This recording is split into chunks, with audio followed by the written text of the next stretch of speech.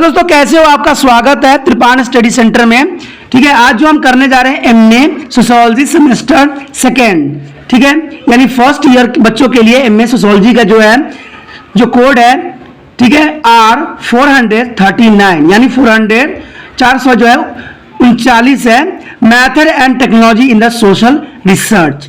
ये टॉपिक जो हम आज करेंगे वो करेंगे तुलनात्मक खोज विधि के पार्ट बी।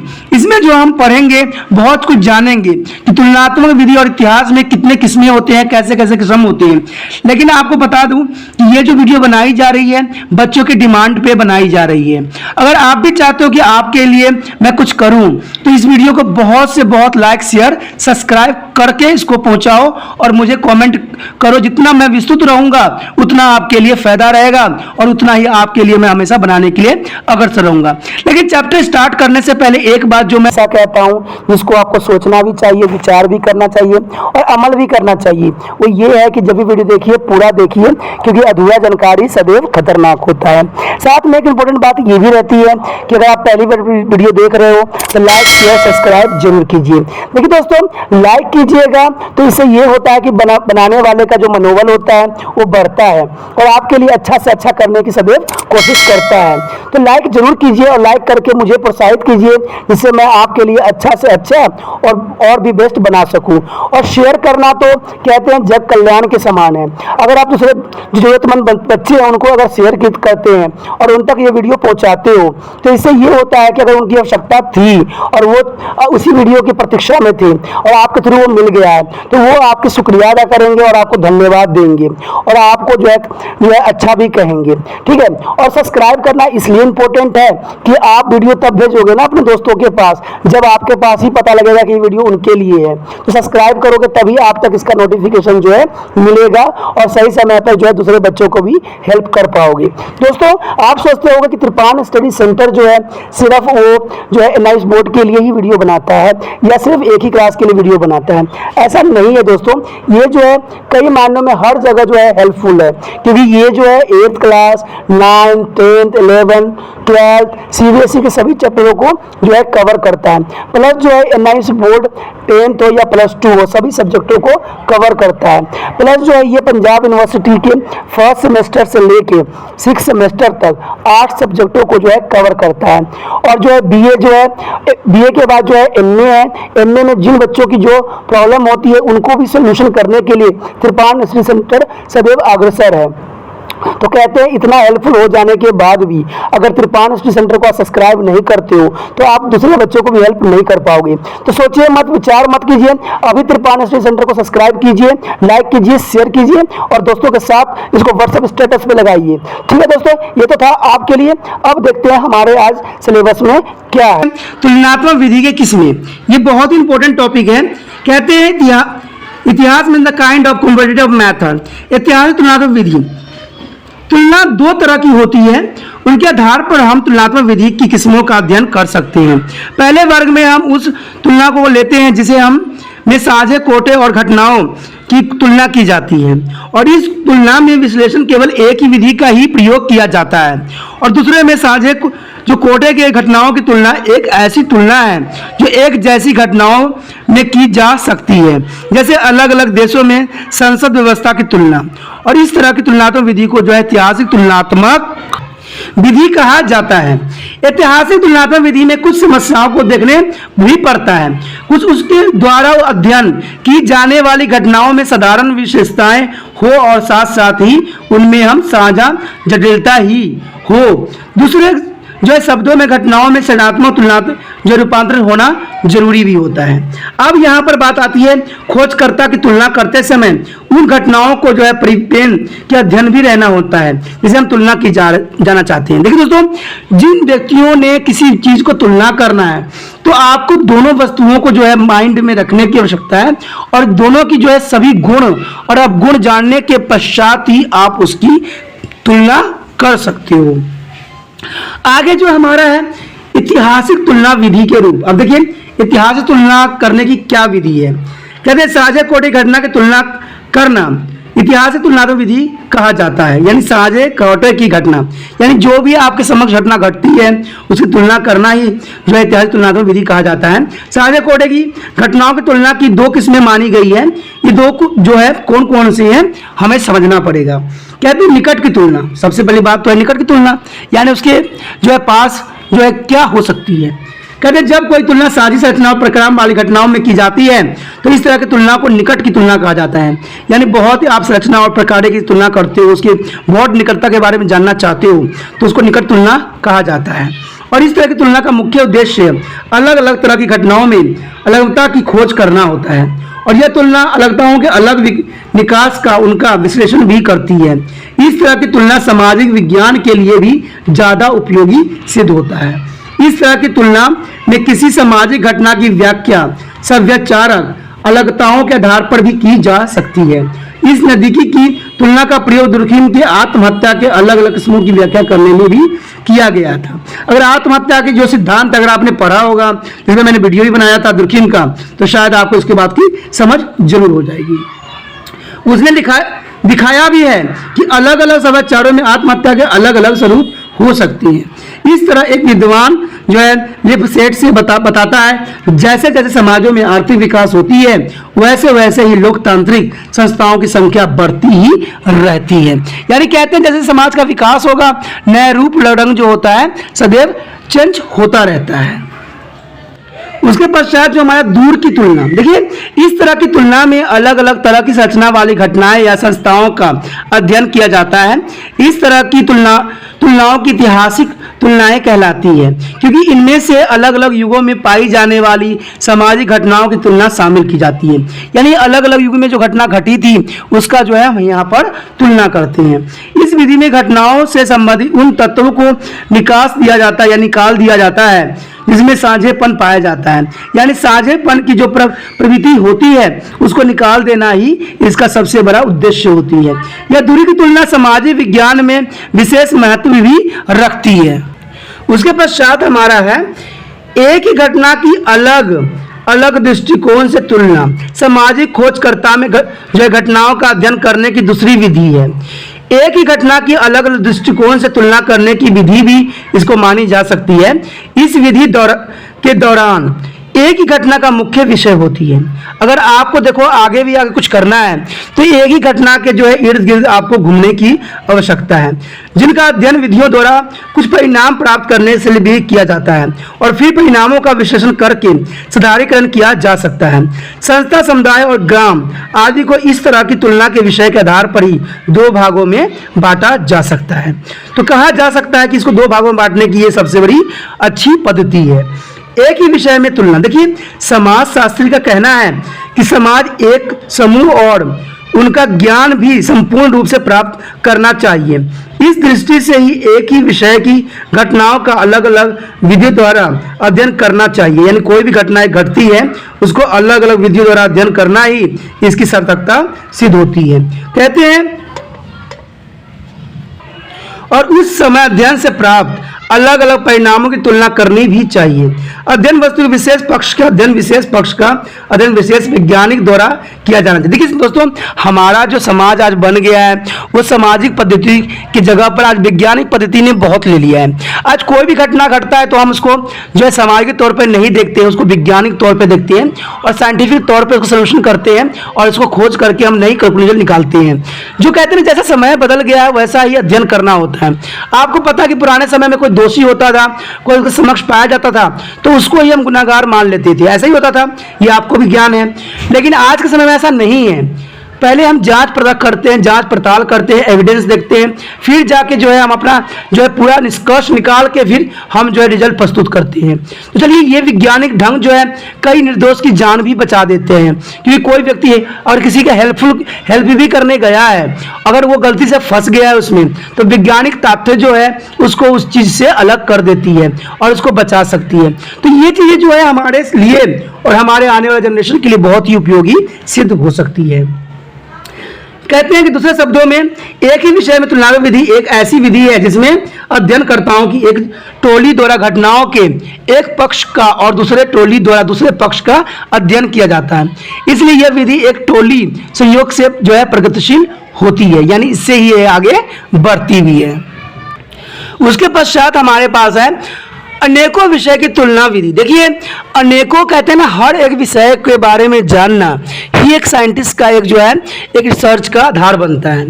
कहते हैं इस तरह की विधि में अनेकों विषय से संबंधित विद्वान एक टीम के रूप में काम करते हैं और एक ही घटना का अध्ययन अपने अपने दृष्टिकोण से भी करते हैं। जैसे परिवार विघटन, सामाजिक घटना, इस अध्ययन का ऐतिहासिक, मनोवैज्ञानिक, मानव शास्त्री, समाजशास्त्र, इतिहास आदि महिम अपने अपने दृष्टिकोण से करते हैं। इस तरह की विधि को अनेकों विषय की तुलनात्मक विधि या अंतर्वैज्ञानिक विधि भी कहते हैं, यानी इसे आप कह सकते हो अंतर्वैज्ञानिक विधि। क्योंकि अंतर्वैज्ञानिक विधि होना बहुत जरूरी है, क्योंकि देखिए अगर आप 5 व्यक्तियों को बैठा रखे हो, वो अलग अलग विषयों की जो है ज्ञान करता है, सबके अपने अपने विचारधारा होते हैं, सबके अपनी विचारधाराओं के प्रस्तुत करने का पूरा अधिकार होता है। लेकिन जो इसमें रिसर्चर हैं उनको इस बात को कंक्लूजन निकालने की आवश्यकता है कि सभी व्यक्तियों के बातों में कौन सी बात जो थी कॉमन थी और किस बात को जो है हमने आधार बनाना है। यही चीजें जो होती है बहुत ही महत्वपूर्ण होती है और मानी भी जाती है। उसके पश्चात हमारे समक्ष जो है समाजशास्त्र में ऐतिहासिक तुलनात्मक विधि का प्रयोग, आखिर हम इसका प्रयोग कैसे कर सकते हैं और कैसे जान सकते हैं इसके विषय में। कहते हैं ऐतिहासिक तुलनात्मक विधि की व्याख्या विद्वानों ने ऐतिहासिक दृष्टिकोण और तुलनात्मक दृष्टिकोण में अंतर से किया है। उनका कहना है कि ऐतिहासिक वर्णनात्मक विधि और तुलनात्मक विधि में उन तथ्यों का विश्लेषण भी किया जाता है जिनके वर्णन ऐतिहासिक विधि से प्राप्त होती है। तुलनात्मक विधि घटनाओं में पाई जाने वाली सत्यताओं का विश्लेषण करके घटना संबंधी साझे सिद्धांतों का निर्माण करती है और इस तरह समाजशास्त्री की दृष्टि से ऐतिहासिक विधि और तुलनात्मक विधि दोनों ही अलग होते हैं, परंतु समाजशास्त्र में इन दोनों की विभिन्नताओं को समाप्त करके एक जो है समायोजनात्मक दृष्टिकोण अपनाया गया है। यानी सभी चीजों को जो है कंक्लूजन निकाल के एक नई दृष्टिकोण अपनाई गई है। इन समाजशास्त्रियों का कहना है कि समाजशास्त्र में ऐतिहासिक विधि और तुलनात्मक विधि दोनों का ही होना बहुत ही महत्वपूर्ण है। तुलनात्मक विधि का नया घटनाओं के विवरण का विश्लेषण करना होता है, परंतु जब तक घटनाओं का विवरण प्राप्त नहीं होगी तब तक जो है तुलनात्मक विधि द्वारा उनका विश्लेषण संभव ही नहीं होगा।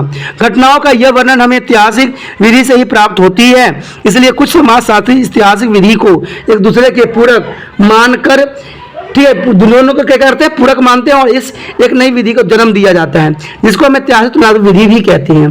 देखिए दोस्तों, जब तक आप एक बात नहीं रखिएगा कि जब तक घटनाओं को जो विश्लेषण नहीं कीजिएगा, कहते हैं दोनों को पूरक बनाना बहुत ही महत्वपूर्ण है। अगर दोनों को आप लेके चलिएगा, दोनों में से जो असमंजस जो रहेगी उनको दूर कीजिएगा और दोनों के बीच में जो मेन बातें कनेक्टेड है उसको निकालिएगा, तो इसी को ही हम कहते हैं ऐतिहासिक तुलनात्मक विधि भी कह सकते हो। इससे हम क्या करते हैं, तुलना करके जो है नया कंक्लूजन निकालते हैं। उसके पश्चात जो हमारा दोस्तों ये है ऐतिहासिक तुलनात्मक विधि या समाजशास्त्र में प्रयोग। देखिए, समाजशास्त्रियों के विचार पर प्रभाव अलग अलग समाजशास्त्री समाज का अध्ययन अलग अलग दृष्टिकोण से भी करते हैं। आधुनिक युग के जो है विकासवादी समाजशास्त्री ऐतिहासिक विधि और तुलनात्मक विधि का तालमेल करने में विश्वास रखते हैं। इन तालमेल को ऐतिहासिक तुलनात्मक विधि का नाम भी दिया गया है और इस विधि में जो है काम्टे, स्पेंसर, दुर्खिमी और वेनर, सेरोकिन और राइटर जैसे समाजशास्त्री के विचारों को प्रभावित भी किया है और समाजशास्त्र अध्ययन में उनके दृष्टिकोण को एक नया मोड़ भी दिया है। ठीक है, ये बातें तो अपनी जगह पर सत्य सिद्ध होती है, लेकिन कहते हैं कि नए तथ्य की उत्पत्ति ऐतिहासिक तुलनात्मक दृष्टिकोण के कारण समाज में जो है कदर कीमतों का समाजशास्त्र, ज्ञान का समाजशास्त्र आदि नए तथ्य के भी जन्म हो रहे हैं। तो जन्म तो होना, कहते हैं ना, यहाँ पर नए विचार का जन्म होना और नए पुराने विचार का खंडित होना, ये तो स्वाभाविक रूप से चलता ही रहता है, क्योंकि समाज जो है सदैव परिवर्तनशील ही रहती है और जो परिवर्तनशील रहता है उसमें जो है इतिहास भी बदलती ही रहती है। तो आप देख सकते हो कि पुराने समय का इतिहास क्या थी और आज के जनरेशन की जो इतिहास है वो क्या बन रही है। तो कहते हैं समय जो है सभी चीजों में असमंजस स्थापित करने के लिए हमें प्रेरणा देती है और हमें आगे बढ़ने के जो है विकल्प भी समक्ष रखती है। कहते हैं महत्व प्रक्रियाओं का अध्ययन में सहायक है। आधुनिक युग में आधुनिकीकरण, नागरीकरण और औद्योगिकरण, राजनीतिकरण और लोकतांत्रिकरण आदि का महत्वपूर्ण प्रक्रिया के अध्ययन में ऐतिहासिक तुलनात्मक विधि का उपयोगी माना भी गया है। कहते हैं ऐतिहासिक व्याख्या, ऐतिहासिक दर्शनों का यत्न सदा ऐसे सिद्धांतों को खोज करना रहा है जिस के द्वारा संपूर्ण मानव इतिहास की व्याख्या की जा सके। इस तरह की जो है खोज में समाज शास्त्री के अलग अलग दृष्टिकोण हो सकते हैं। इन दृष्टिकोणों का ज्ञान ऐतिहासिक तुलनात्मक विधि से ही प्राप्त किया जा सकता है। उसके पश्चात हमारे समक्ष जो है साझे नियमों की स्थापना। देखिए, समाज शास्त्र के विकास में कुछ नियम भी पाए जाते हैं, उनकी स्थापना करने में ऐतिहासिक तुलनात्मक विधि का भी प्रयोग किया जाता है और ये चीजें जो होती है बहुत ही महत्वपूर्ण मानी जाती है और समझी जाती है। कहते हैं सामाजिक परिवर्तन के सिद्धांत में विधि का प्रयोग। देखिए, समाज में अनेकों संस्थाओं का संरचना आदि में भी परिवर्तन होता है और उस परिवर्तन संबंधी विद्वानों के विचार समय समय पर बदलते रहते हैं। अभी मैं इसी बात पर भी चर्चा कर रहा था कि समय समय पर जो है हर चीज बदल रही है, समाज भी बदल रही है, जो थिंकनर है, जो फिलोसफर है, उनके विचारधारा भी चेंज हो रहे हैं और समाज में नए नए विचारधारा उत्पन्न भी हो रही है। कार्ल मार्क्स ने आर्थिक कारकों को सामाजिक परिवर्तन माना था, जो आर्थिक कारक होते हैं वो होते हैं, ठीक है, लेकिन मैक्स वेबर ने धर्म को सामाजिक परिवर्तन का एक ही कारण माना था। परंतु विकास के आधुनिक युग में यह विश्वास किया जाने लगा कि कोई भी सामाजिक परिवर्तन किसी विशेष कारक परिणाम नहीं होता है। इतिहास तुलना विधि ही विचारधारा को जन्म देती है, क्योंकि इतिहास की जब तुलना करते हो तो एक नई विचारधारा आपके जो है मन में जन्म लेती है और इस दृष्टिकोण के समर्थकों का विचार है कि अलग अलग समाज और सभ्यताएं, सदाचार और व्यवस्थाओं का विकास किसी एक कारक का परिणाम नहीं है, बल्कि इन सभी का विकास उनमें पाए जाने वाले परिवर्तन के कुछ साझे नियमों के परिणाम स्वरूप हुआ है। तो ये बातें भी काफी हद तक सत्य भी है कि समाज, सभ्यताएं, सदाचार और व्यवस्थाओं के विकास के कारण ही होती है। दोस्तों, कहते हैं समाज में विकास करने या नहीं करने, आपको मैं पहले ही बता चुका हूं कि आप अपने पूर्वजों को विचारधारा को देखिए और अपना विचारधारा देखिए, दोनों में कई अंतर पाई जाती हैं, लेकिन कई विचारधारा जो होती है आपस में मिलती जुलती भी है और आपको सही भी लगती है। तो कहते हैं दोनों को ही साथ में लेके चलना एक बहुत ही महत्वपूर्ण बन जाता है। आगे जो है इसमें आप देख ही सकते हो कि ऐतिहासिक घटना चक्र की जो है वर्णनात्मक व्याख्या भी किया गया है। कहते हैं ऐतिहासिक तुलनात्मक दृष्टिकोण के कारण अलग अलग सामाजिक क्षेत्रों में विकास की प्रक्रिया का ज्ञान संभव हो सकता है। धर्म, कर्म और विभाजन आदि की विवेचना इसी विधि के आधार पर भी की जा सकती है। कहते हैं किसी ने धर्म को बनाया है परिवर्तन का कारण, तो किसी ने क्या बोला है कि आर्थिक कारण बताया है। देखिए दोस्तों, सबके अपने अपने विचारधारा है। अगर कोई धार्मिक कारण की वजह से समाज परिवर्तन हो जाता है तो ये भी बहुत अलग लगती है, कुछ आर्थिक, कुछ सामाजिक कारणों की वजह से परिवर्तन होती है तो ये भी एक विचित्र लगती है, क्योंकि कहते हैं ना कि समाज में जो है इन चीजों की बदलाव होती रहती है। अब देखते ही हो कि आर्थिक रूप में जो व्यक्ति होते हैं कभी ऊपर चढ़ जाते हैं, कभी नीचे आ जाते हैं, तो ये तो समय के अनुसार चलता ही रहता है। और धर्म में बात है तो धर्म में कहते हैं ना, धर्म तो हमें सिर्फ अच्छे रास्तों पर जाना सिखाता है, लेकिन गलत रास्ते या धर्म अपना भ्रष्ट करने की बात नहीं बताती है। जो चीज गलत बताई गई है एक धर्म में, वही बात दूसरे धर्म में भी उसी चीज को गलत बताई गई है। इसका मतलब है कि धर्म सिर्फ हमें अच्छी बातें ही सिखाती है, गलत बात नहीं सिखाती है। लेकिन कहते हैं सबके अपने अपने विचारधारा है और उन विचारधाराओं को खंडित करना शायद संभव भी नहीं रह जाती है।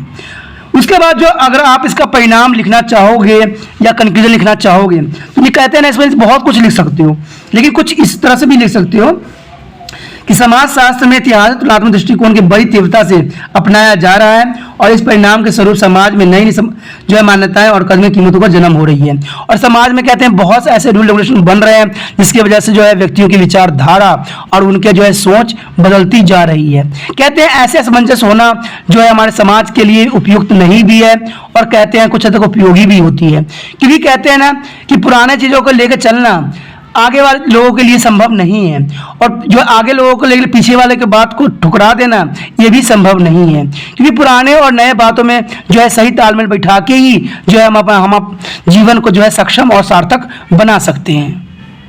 अगला टॉपिक जो हमारा दोस्तों है वो ये है कि खोज, देखिए वर्णनात्मक खोज डिजाइन की विधि। देखिए जो वर्णनात्मक खोज डिजाइन है क्या है, कैसे हम जो है इसको डिस्क्रिप्टिव रिसर्च डिजाइन कर सकते हैं। तो कहते हैं वर्णनात्मक किस्म के तथ्यों से बिना किसी जो प्रकार की खोज संभव नहीं है। किसी भी सामाजिक समस्याओं के हाथ में लेने हो, चाहे शहरी भीड़ भड़क्का हो, चाहे जुर्मों की हालत, चाहे कुछ और, उसके संबंध में हमें वर्णनात्मक तथा तथ्य जरूरी इकट्ठा करने पड़ेंगे। वर्णनात्मक खोज डिजाइन इस जरूरत को पूरा भी करती है। इसमें डॉक्टर R.N. मुखर्जी अनुसार विषय का समस्याओं के समाधान में वास्तविक तथ्य के आधार पर वर्णनात्मक विवरण प्रस्तुत करना वर्णनात्मक खोज जो है प्रचलन करना का मुख्य उद्देश्य रहा है। और इसके लिए जरूरी होती है कि विषय के संबंध में हमें यथार्थपूर्ण सूचनाएं प्राप्त हो जाए, क्योंकि इसके बिना जो है अध्ययन विषय या समस्याओं के संबंध में हम जो भी कुछ वर्णनात्मक विधि के पेश करेंगे वो विज्ञानी न होकर दार्शनिक हो जाएगी। तो ये बातें तो बहुत ही इंपॉर्टेंट भी सिद्ध होती है कि कहते हैं कि जब तक अध्ययन विषय की समस्या का समाधान हम करते हैं तो वो सदैव ही दार्शनिक हो जाती है। इसमें यही बात सामने आपके समक्ष आता है कि वर्णनात्मक सूचना प्राप्त करने की अलग अलग विधियां हो सकती है। वर्णनात्मक सूचना प्राप्त करने की अलग अलग विधियां निम्नानुसार हो सकती है। सबसे पहले तो आपको ये जानना जरूरी है कि प्रश्नावली, सबसे इंपॉर्टेंट बात आती है प्रश्नावली। कहते हैं प्रश्नावली द्वारा कई प्रकार की सूचना इकट्ठा की जा सकती है। जब भी आप विश्लेषण करते हो या जानकारी इकट्ठा करते हो तो इसके लिए आपको प्रश्न आपके समक्ष होना बहुत जरूरी है। जब तक आपके पास प्रश्न नहीं रहेगा आप कोई भी रिसर्च नहीं कर सकते। रिसर्च करने के लिए सबसे इंपॉर्टेंट विधि जो है वो है प्रश्नावली, ठीक है। और इसके बहुत ही ध्यान में बनाना चाहिए। इस मध्य प्रश्न छोटे छोटे होने चाहिए जिसका जो है आंसर देने वाला व्यक्ति जो है बहुत आसान तरीके से दे दे और आपका मकसद जो हो कंप्लीट हो जाए। तो यही बात जो है डिजाइन। देखिए रिसर्च मेथड को अगर डिजाइन तैयार करना है तो सबसे पहला पॉइंट यही आता है प्रश्नावली। कहते हैं जब तक आपके प्रश्न जो होंगे ऐसे नहीं होंगे जिससे आप दूसरे व्यक्ति से हर एक बात जो है आप समझ सकते हो और जानने की कोशिश कर सकते हो। कहते हैं उनमें किसी प्रकार का अस्पष्टता नहीं होनी चाहिए, यानी ऐसी कोई प्रश्न नहीं होना चाहिए जिससे जो है व्यक्ति खुद ही कंफ्यूज हो जाए। जो प्रश्न जुलझदार और अस्पष्ट होंगे तो उनका उत्तर ठीक प्राप्त नहीं हो सकता। इसलिए कभी भी जो रिसर्चर होते हैं उनका प्रश्न जो होना चाहिए बहुत ही क्लियर और साफ सुथरा होना चाहिए, जिसको सुनने वाला हाँ या ना में डायरेक्ट जो है आपको आंसर दे दे और आप बहुत बड़े कंक्लूजन पे निकल जाएं। यदि प्रश्न उत्तर देने वाले की दिलचस्पी इस बात में पैदा करें कि वह जरूरी उत्तर तैयार करें और उत्तर को आपस डाल के जो हवाले भी करें, तो इस पक्ष को देखते हुए किसी भी तरह जो है अपसंदीद किस्म के नहीं होने चाहिए। प्रश्नावली का उत्तर प्राप्त करने का एक ढंग यह भी है कि फील्ड वर्कर जिनके दिखलाई प्राप्त हो संबंधित व्यक्तियों के पास जाकर जरूरी जो सूचना इकट्ठा करना चाहिए। यानी जो व्यक्ति से इस विषय में जुड़ा हुआ है, जिस व्यक्ति ने इसका रिसर्च किया उसके पास जाइए और ऐसे प्रश्न इकट्ठा कीजिए जो कि उसको देना भी आसान हो और आपके लिए पूछना भी आसान हो। ऐसा ना हो कि ऐसे हम प्रश्न पूछें जिसमें हम खुद ही उलझ जाएं और जो प्रश्न उत्तर देने वाला बंदा है उनको सोचने का मौका मिल जाए और आपको आपके ही प्रश्न में आपको ही उलझा दे। तो ये जो होता है अच्छा रिसर्चर का गुण नहीं होता है। उसके बाद है इंटरव्यू। इंटरव्यू भी इसी तरह का एक प्रक्रिया है। कहते हैं इंटरव्यू एक अन्य विधि है जिस द्वारा जो है वर्णनात्मक सूचना प्राप्त किया जा सकता है।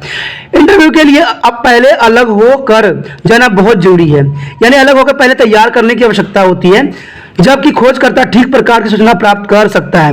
इंटरव्यू जरूरत अनुसार थोड़े व्यक्तियों से भी किया जा सकता है और साधारण लोगों से भी जो गिनती में बहुत ज्यादा होते हैं। कई जो होते हैं स्थितियों को प्रतिनिधित्व समूह ग्रुप चुनकर इंटरव्यू भी किया जाता है, यानी उनको अकेले में बैठा के उन सबकी बातों को तथ्यों को जाना जाता है और इनमें जो कॉमन बात होती है उसको जो है रिसर्च में सम्मिलित भी किया जाता है। उसके पश्चात हमारा है निरीक्षण। देखिए बहुत सारी वर्णनात्मक सूचना जो निरीक्षण द्वारा भी इकट्ठी की जा सकती है। गुड और hotel goods and the hearts ने निरीक्षण को बहुत ज्यादा महत्व दिया है। वो लिखते हैं The science began with the observations and must be ultimately returned to be observation for its final validations। भाव विज्ञान प्रश्न से शुरू होती है और इसकी अपनी अंतिम जायजगी के लिए फिर विज्ञान की तरफ मुड़ना पड़ेगा। यानी कहते हैं कि जितना मर्जी आप कहीं भी चले जाओ, कितना भी घूम लो, लेकिन एक न एक दिन आपको विज्ञान की तरफ मुड़ना ही पड़ेगा, यानी फाइनल वैलिडेशन होना ही पड़ेगा। निरीक्षण विधि को डॉक्टर एस.आर. वाजपेयी ने सबसे पुरानी विधि कहा है जो मनुष्य द्वारा वैज्ञानिक जांच के लिए उपयोग की जा रही है। मनुष्य की दृष्टि का ज्ञान निरीक्षण द्वारा ही प्राप्त होती है।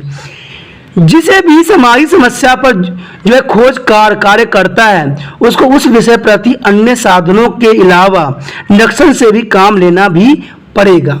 तो ये बातें उन्होंने साफ शब्दों में कहा था। उसके पश्चात हमारा है निरीक्षण की किस्में। देखिए दोस्तों, निरीक्षण की कई किस्में हैं। निरीक्षण की सभी किस्मों से ज्यादा जो विश्वास योग्य भागीदारी निरीक्षण यानी पार्टिसिपेशन ऑब्जर्वेशन है। इसमें जो है निरीक्षीकरण कारक स्वयं समूह का एक सदस्य बनकर शामिल होता है और जरूरी सूचना इकट्ठा भी करता है।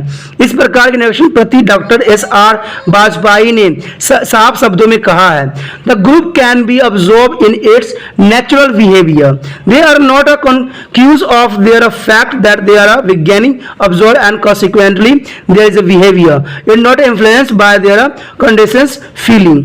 यानी साफ शब्दों में बात कहा जा सकता है कि भाव समूह को उसके कुदरती व्यवहार समय देखा जा सकता है।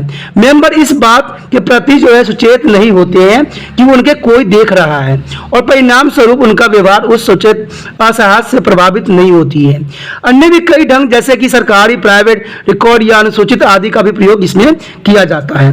कहते हैं निदात्मक और वर्णनात्मक खोज डिजाइन के मध्य अंतर। अब देखिए निदात्मक और वर्णनात्मक में जो है क्या अंतर है, इसमें सबके अपने अपने विचारधारा है। कहते हैं दोनों मध्य क्षेत्र का अंतर है। निदात्मक खोज डिजाइन जो है समस्या का विवरण देने के साथ साथ हल का सुझाव भी देता है, पर वर्णनात्मक खोज डिजाइन में सिर्फ मौजूदा समस्या का ही वर्णन करता है। यानी आप कह सकते हो कि जो वर्णनात्मक होती है वो सिर्फ प्रेजेंट को ही रिप्रेजेंट करती है और निदात्मक जो होती है पुराने के साथ नए का भी सुझाव देती है। उसके पश्चात जो है दूसरा अंतर ये आता है कि diagnostics is designs are entries motivate by their hypothesis, it is descriptives of design to hypothesis is formulated on their base of the descriptions of exciting to the data and or materials। कहते हैं इसका भाव यही होती है कि भाव निदात्मक design पुण्य तौर पर परिकल्पना के आधार पर चलते हैं, यानी इसमें कल्पना होती है। निदात्मक में क्या होती है दोस्तों, कल्पना यानी परिकल्पना होती है। वर्णनात्मक डिजाइन में परिकल्पना का निर्माण मौजूदा डाटा या सामग्री के आधार पर किया जाता है, यानी जो आपके पास रिसर्च में जो क्लू मिला है उसी के बेस को हम आधार बना के हम परिकल्पना करते हैं कि ऐसा हुआ होगा। आपने देखा होगा कोई आत्महत्या की जो प्रोसीजर अपनाते हैं तो उसमें जो है लोग क्या करते हैं, उसी तरह के जो है डेमो बनाते हैं, उसी तरह से जो है स्ट्रक्चर लेके आते हैं, स्टैच्यू लेके आते हैं और उसी तरह से जो है हम करने की कोशिश करके देखते हैं, डेमो देखते हैं कि कैसा हालात रहा होगा, कैसे चीजें रहा होगा। तो ये सब चीजें जो होती है रिसर्च में महत्वपूर्ण जो है भूमिका अदा करती है। कहते हैं वर्णनात्मक खोज जो है डिजाइन का मुख्य उद्देश्य ज्ञान प्राप्ति होती है, पर निदात्मक खोज डिजाइन के मौजूदा समस्याओं के हर पक्ष में समझौता और हल का भी सुझाव देता है। तो कह सकते हैं कि अपने अपने महत्व भी होती है। दोनों में काम करने का ढंग अलग अलग होता है, यानी दोनों के काम करने का जो ढंग है रंग रूप है वो अलग होती है। जिन क्षेत्रों में डाटा नहीं मिलता है वहां वर्णनात्मक खोज डिजाइन ठीक रहता है। यहाँ पहले डाटा काफी है और हल तलाश करना वहां जो है निदात्मक विधि ठीक रहती है। कहते हैं वर्णनात्मक डिजाइन के निर्माण के पड़ाव। अब हमने इसमें जानना है कि वर्णनात्मक डिजाइन के निर्माण के कौन कौन से जो है पड़ाव महत्वपूर्ण है। वर्णनात्मक जो है कहते हैं खोज डिजाइन के संबंध में डॉक्टर आर ए मुखर्जी ने कई पड़ाव दिए भी हैं। इसका पहला पड़ाव तो यही होता है कि पहला पड़ाव अध्ययन का उद्देश्य निश्चित करना होता है। जब तक निश्चित नहीं होते हैं तब तक काम ठीक प्रकार से नहीं चल सकता है। दूसरी बात उन्होंने साफ शब्दों में कहा था कि डाटा इकट्ठा करना इस खोज डिजाइन का मुख्य उद्देश्य होता है, इसलिए दूसरा पड़ाव डाटा इकट्ठा करने से संबंधित तकनीकों की तलाश होती है। तीसरी बात उन्होंने साफ शब्दों में कहा था कि पड़ाव पर प्रतिनिधि सैंपल का चयन किया जाता है, यानी यहाँ पर सैंपल होना बहुत जरूरी है। ठीक है, सैंपल से जो है हम आगे रिसर्च कर सकते हैं। ऐसे सैंपल्स होना जरूरी है जिसे इकट्ठा किया जाए और डाटा लाभदायक भी सिद्ध हो।